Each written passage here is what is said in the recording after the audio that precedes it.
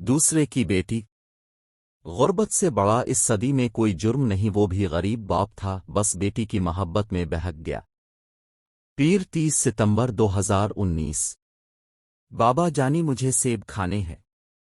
चाचा लियाकत मुझे सेब तोड़ने नहीं ता, वो कहता है चल निकल यहां से। तेरे बाप का बाग नहीं, मुझे नहीं पता। मुझे भी सेब खाने हैं। मिट्टी और बना दरवाजे के घर में 10 साला बच्ची रोती हुई और तकरीबन भागती हुई अंदर दाखिल हुई। कंधे से लटकता कई पैबंद लगा पुराने कपड़े का थैला नुमा बस्ता कच्चे सहन में ही फेंक दिया। इकलौते कमरे में चारपाई पर बैठे उम्रदीन की कमीज का दामन पकड़कर खींचा और जिद करने लगी, बस इतनी सी बात, मैं कल ही अपनी सोहनी अबीहुआ को सेब ला दूंगा। उठो आओ मिलकर खाना खा लें। नेक बख्ती दूर रोटियां और बना दे। उमरदीन ने लुकमा रख कर जिद करती बेटी को मनाया और वो अपनी सहेलियों को बताने बाहर भाग गई। अब परेशान ना हो है, अबीहुआ अभी नासमझ और मासूम है, आज खेल के आए तो मैं इसको समझा दूंगी। उमरदीन ने बीवी की तरफ देखा और उसकी तरफ से की जाने वाली हौसला अफजाई पर मुस्करा दिया। ये जमीन सूना उगलती है और ये सूना गोरों के मुल्क चला जाता है। इस जमीन के बासी तो इस सोने के अहल ही नहीं, उमरदीन ने बेबसी से कहा और बाहर निकल गया। उमरदीन एक पकौड़ा फरोश है, बस्ती के करीबी सड़क पर नान पकौड़ों का ठेला लगाता है। वो सिर्फ इतना ही कमा पाता है कि 2 वक्त ही रोटी पूरी कर सके। अबीहुआ इसकी इकलौती औलाद है। अपनी बेटी को वो हर सूरत पढ़ाना चाहता है। वो सरकारी स्कूल में जाती है और रास्ते में सेबों का बाग पड़ता है। ये बाग बस्ती के पिछली तरफ, इसमें आला मेयार का सेब मौजूद है। ताहम मौसम पैदावार में उन सेबों की सौनदी सूंधी खुशबू पूरी बस्ती को अपने हिसार में रखती है। इश्तिहार बढ़ाती इस कशिश को बड़े तो बर्दाश्त कर लेते हैं, मगर बच्चों को रोकना बेहद मुश्किल होता है।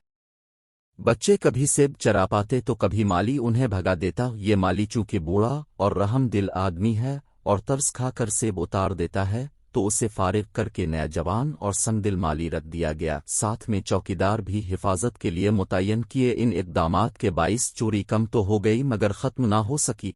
इस रोज़ जब उमरदीन की बेटी ने सेब की जिद की तो बहालत मजबूरी वो माली के आगे हाथ फैलाने पर मजबूर हो गया।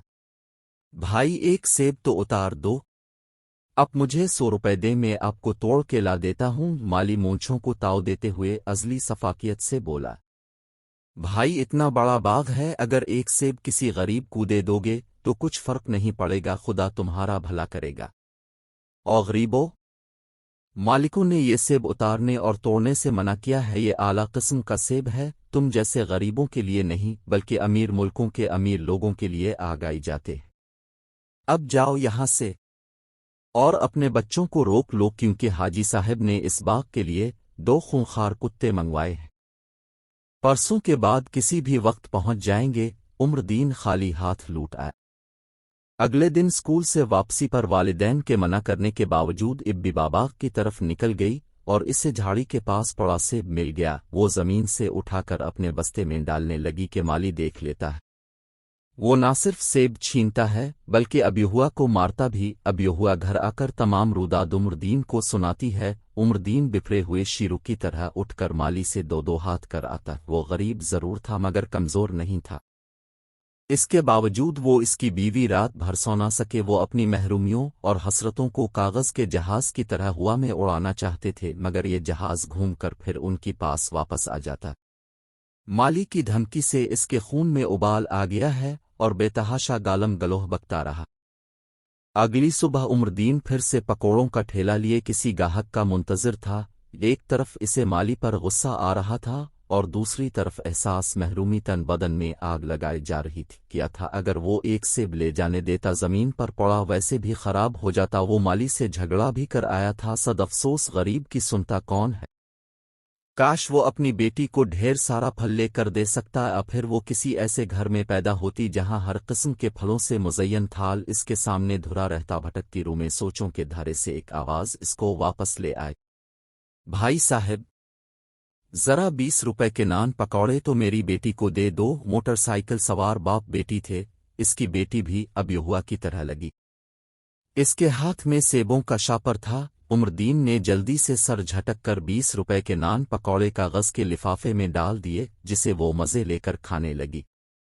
موٹر سائیکل سوار نے عمردین کو پیسے تھما دیے۔ انافانا موٹر سائیکل یہ جاوا جاگلے ہی لمحے وہ موٹر سائیکل ٹرک سے ٹکرا گئی۔ موٹر سائیکل دور جا گری، بھاپ کسی پتنگے کی طرح کئی میٹر دور جا گرا اور بچی موٹر سائیکل کے قریب سر کے بل گری۔ عمردین بدحواس باپ کی طرف دوڑو تو پہلے ہی مر چکا تھا، پھر بیٹی کے پاس آیا تو دوسری نگاہ بکھرے ہوئے سیبوں پر پڑی۔ حادثے کی وجہ سے سیب بھی بکھر گئے تھے۔ بابا جانی اگر آج اب میرے لیے سیب نہ لائے تو میں انہیں کھاؤں گی اور بھوکی مر جاؤں گی۔ اور فیصلہ ہو گیا۔ وہ جلدی سے سیب لفافے میں ڈالنے لگا، مبادا لوگ اکٹھے ہو جائیں اور اس کے ہاتھ کچھ نہ آئے۔ جیسے ہی عمردین سیب لے کے مڑا تو نیم بے ہوش لڑکی نے بند آنکھوں کے پردے کو ہلکی سی جنبش دی اور پائنچا پکڑ لیا۔ ہلکی سی گرفت کے ساتھ وہ ہلکا سا بڑھائی۔ بابا جانی بابا! آنکھوں میں امید، زندگی لیے اکھڑتی سانس، خون آلود وجود شاید مدد مانگ رہا تھا۔ میں ابھی آیا بیٹی۔ پھر زمین و آسمان اور دھرتی کا ہر تمش بین خون کے آنسو رواسیبوں کا وزن انسانیت کے وزن پر حاوی ہوا۔ عمردین تقریباً بھاگتے ہوئے گھر چلا آیا۔ اب یہ ہوا، اب یہ ہوا کہتے وہ مٹی کے گھروندے میں داخل ہوا۔ یہ دیکھ میں تیرے لیے ایک نہیں پورے 4 سیب لایا ہوں۔ اور شاپر چار پائی پر لیٹی اب یہ ہوا کے سرہانے رکھ دیا۔ تبھی اسے احساس ہوا کہ اب یہ ہوا تو بری طرح سے زخمی ہے۔ سر پر بندھی پٹی نے حواس باختہ کر دیا۔ پینو اس کو کیا ہوا؟ دل بے قرار نے پوچھا۔ آج پھر یہ باغ سے سیب چرانے گئی تھی، مالی نے کتا چھوڑا اور پھر بھی مار ایکتی نے ٹانگ پر کاٹ لیا اور سر پھٹ گیا۔ میں 2 پٹیاں بدل چکی ہوں مگر خون نہیں رک رہا، تو اس کو اسپتال لے جا۔ پینو آنسو پونچھتے ہوئے بولی۔ تبھی کسی نے عمردین کے دل کو پکڑا اور زور سے دبایا۔ ایک موقع پر وہ بالکل بند ہو گیا، پھر چھوڑا تو مردہ دل پھر سے دھڑکنا شروع ہو گیا۔ اجڑا ہو بیکار دل۔ بابا جانی بابا! مالی کتا کاٹا اور نیم بے ہوش ہو گئی۔ وہی خون آلود وجود، لڑکھڑاتی زبان، اکھڑتی سانسیں، یہ منظر دہرایا گیا۔ آنکھوں میں اعاداس اور امید، زندگی تو میرا انتظار تو کرتی، دیکھ کتنے سیب لایا ہوں۔ ساتھ لفافے سے ایک ایک سیب نکال کر اب یہوا کو دکھا رہا تھا، مگر یہ صدا بابا کہتے تھم گئی تھی۔ سب کچھ وہی تھا، بس یہ اپنی بیٹی تھی اور وہ کسی دوسرے کی بیٹی تھی۔ بیٹیاں تو سب کی سانجھی ہوتی ہیں، وہ میری دوسری بیٹی تھی۔ مجھے اس کی مدد کرنے میں تامل نہیں کرنا چاہیے تھا۔ خدا کی طرف سے بھیجی جانے والی اس آزمائش میں وہ ناکام ہو چکا تھا۔